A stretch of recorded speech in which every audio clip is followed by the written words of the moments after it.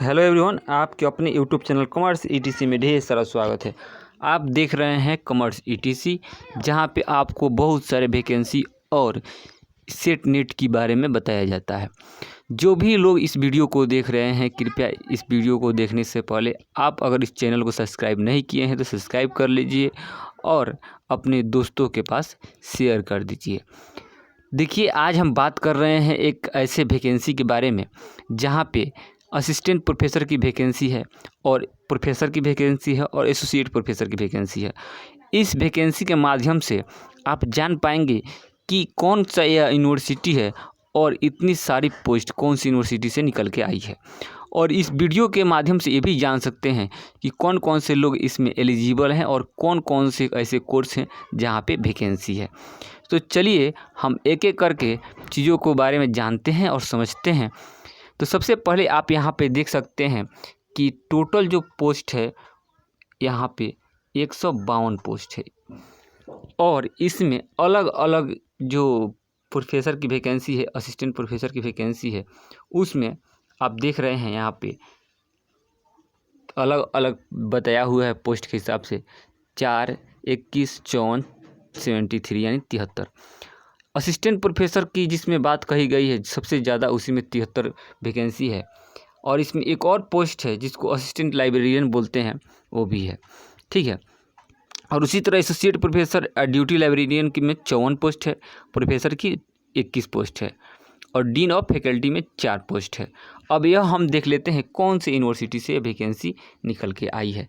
तो सबसे पहले ऊपर हम जाएंगे, ऊपर यहाँ पे देखेंगे कि लिखा हुआ है यूनिवर्सिटी ऑफ मुंबई, यानी कि यूनिवर्सिटी ऑफ मुंबई से यह वैकेंसी निकल के आई है, जिसमें यह सभी पोस्ट के लिए भर्ती निकाली गई है। यह भर्ती उन सभी अभ्यर्थियों के लिए है जो लोग काफ़ी दिनों से असिस्टेंट प्रोफेसर बनने के लिए एलिजिबल हैं और उनके पास जो एलिजिबल होने की डिग्री है, उन सभी के लिए बहुत ही अच्छी वैकेंसी है और अच्छी सीट भी है।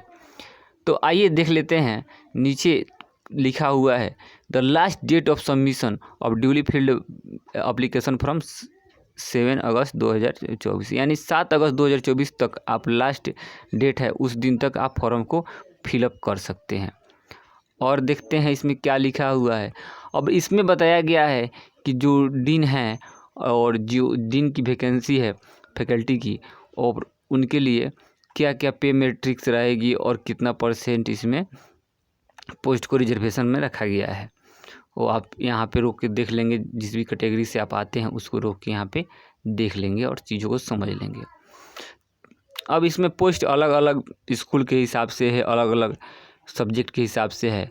जैसे dean faculty of science technology के लिए है, फैकल्टी ऑफ कॉमर्स मैनेजमेंट के लिए है, और भी आप देख सकते हैं। और इसमें देखिए जो लिखा हुआ है डीन की बात वैकेंसी में, जिसमें economics, sociology, civics, statics, psychology, ठीक उसी तरह हम नीचे चल के असिस्टेंट प्रोफेसर की, सहायक प्रोफेसर की वैकेंसी के बारे में देख लेंगे कि उसके बारे में और सब क्या लिखा हुआ है। यहाँ पे एसोसिएट के बारे में लिखा हुआ है, आप ध्यानपूर्वक यहाँ देख सकते हैं। आगे चलिए, आगे हम सहायक प्रोफेसर की जो बात है, यानी असिस्टेंट प्रोफेसर की, वहाँ पर हम पहुँच जाते हैं। यहाँ भी रिजर्वेशन की कैटेगरी वाइज अलग अलग बांट दी गई है एज पर गवर्नमेंट रेगुलेशन। चलिए, यहाँ पे वैकेंसी जो देखने को मिलेगा आपको सहायक प्रोफेसर के लिए, वह इकोनॉमिक्स में 5 पोस्ट है, सोशोलॉजी में 2 पोस्ट है, सिविक्स में 1 है, अफ्रीकन स्टडीज में 1 है, ईरानियन स्टडीज में 1 है, स्टैटिक्स में 4 है, साइकोलॉजी में 6 है, लॉ में 2, हिंदी इंग्लिश में 1, मैथमेटिक्स में 2, जर्मन में 1, ऐसा ही करके सब सब्जेक्टों में थोड़ा बहुत वैकेंसी दी गई है। तो इसमें आपको देखना पड़ेगा कि आप किस सब्जेक्ट से हैं, उसके अनुसार आप यहाँ पे फॉर्म को फिलअप करके यहाँ पे जो इंटरव्यू होगा, इंटरव्यू जाकर दे सकते हैं। टोटल 73 पोस्ट यहाँ पे दिखा दी गई है। एलिजिबल होने का मुख्य जो है डिग्री जो है यहाँ पे वही है कि अगर आप PhD आपके पास है या नेट सेट स्लेट आप वहाँ का उत्तीर्ण किए हुए हैं, तो आप इस पोस्ट के लिए एलिजिबल हैं, ठीक है। अब यहाँ पे भी तो पोस्ट ऑफ प्रोफेसर के बारे में बताया गया है एलिजिबल। हम चल के देख लेते हैं किसके लिए, असिस्टेंट प्रोफेसर के लिए, क्योंकि अधिकतर जो यह वीडियो हमको लगता है कि जो लोग असिस्टेंट प्रोफेसर की प्रिपरेशन करते हैं वही लोग इस वीडियो को देखने वाले हैं, देख पाते भी हैं। तो चलिए हम असिस्टेंट प्रोफेसर के बारे में हम एलिजिबल यहाँ पे eligibility of the post of assistant professor के बारे में बताया गया है। इसमें बताया गया है कि मास्टर की डिग्री में 55% मार्क्स होना चाहिए, 55%। और मास्टर की डिग्री में जो जिस सब्जेक्ट से हैं, जैसे मान के चलिए कि जो लोग कॉमर्स से हैं कॉमर्स के लिए देखेंगे, जो लोग इकोनॉमिक्स के हैं इकोनॉमिक्स के लिए देखेंगे। ठीक उसी तरह आगे एंड में लिखा हुआ कि नेशनल एलिजिबिलिटी टेस्ट आपको पास होनी चाहिए या स्टेट एलिजिबिलिटी टेस्ट पास होनी चाहिए। फिर यहाँ पे लिखा है सेलेक्ट, यानी state level eligibility test pass होनी चाहिए, और नहीं तो आपके पास पीएचडी की डिग्री होनी चाहिए, जो कि स्पष्ट रूप से यहाँ लिखा गया है।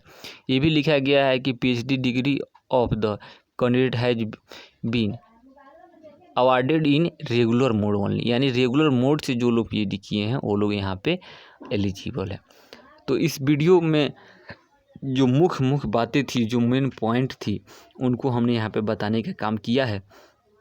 और जो लोग इसके लिए एलिजिबल हैं वो इस फॉर्म को ज़रूर फिलअप करें और इस वैकेंसी का बेनिफिट उठाएं, क्योंकि इतना नंबर ऑफ़ वैकेंसी इतना हमेशा नहीं देखने को मिलता है, और देखने को भी मिला है। अगर उसके लिए आप एलिजिबल हैं तो ज़रूर इसको फिलअप कीजिए और इंटरव्यू दीजिए।